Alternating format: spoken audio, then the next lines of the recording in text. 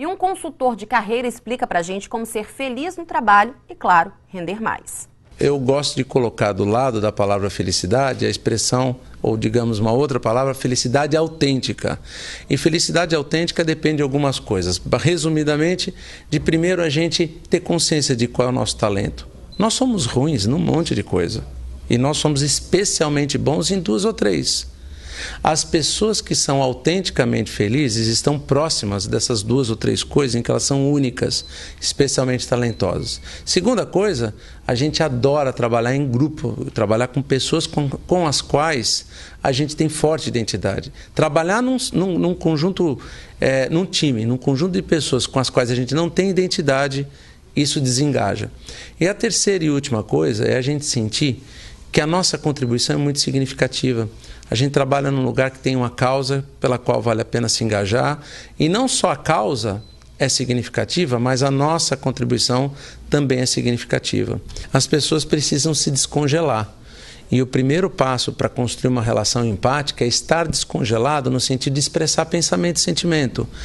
Pode existir um lugar fora da empresa em que a gente tenha que ter tanta conversa difícil? No ambiente de trabalho, tem que ter conversa difícil e corajosa. Para isso, precisa estar descongelado, no sentido de poder expressar o que eu penso de verdade e o que eu sinto de verdade.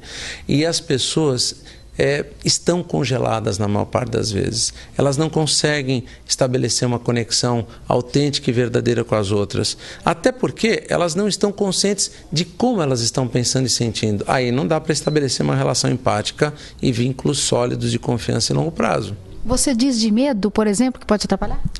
Medo de ficar vulnerável. E quando a gente fica vulnerável na frente de alguém, expressando todo tipo de emoção e sentimento, as pessoas nos veem de verdade. E aí isto põe a conexão num outro lugar, põe a conexão num lugar de um forte vínculo de confiança.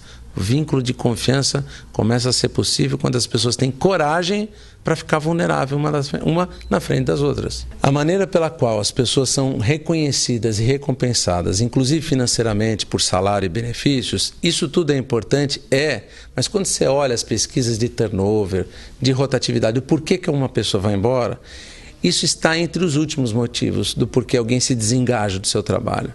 A perspectiva de continuar crescendo, de crescer pessoal e profissionalmente, de se sentir em aprendizagem contínua, de se tornar cada vez mais e melhor no que faz, é fator-chave para manter alguém engajado. E óbvio, se as pessoas não têm o hábito de ter conversa corajosa, conversa difícil, num ambiente de construção crescente de confiança, fica mais difícil falar de promoção, mérito, aumento de salário. Essas conversas se tornam nitroglicerina pura, né? Ou seja, a pessoa tem que ser o mais transparente e sincera possível. Eu acho que a primeira coisa é a pessoa escolher um lugar onde ela tem identidade de valores. Sabe por que eu trabalho nessa empresa? E sabe por que amanhã eu estou aqui de novo? Porque essa empresa tem valores com os quais eu me identifico. É nessa empresa que eu posso viver os meus valores. Sabe aquilo que tem valor profundo para mim? Aquilo que eu não abro mão, aquilo que eu não quero negociar. Então, é nessa empresa que eu consigo viver mais isso. E mais do que isso, o meu trabalho não é só um conjunto de tarefas. Não é um conjunto de atribuições e responsabilidades. O que eu faço é algo maior do que eu mesmo. Não importa a função que o indivíduo tem, a área onde ele trabalha, ele tem a opção de transformar o trabalho dele só num conjunto de tarefas ou numa vocação e num propósito. É por isso que ele devia trabalhar naquela empresa todos os dias. Nós não sabemos como o dia de hoje termina. E mesmo assim, eu tenho que continuar fazendo escolhas de como eu quero que ele termine.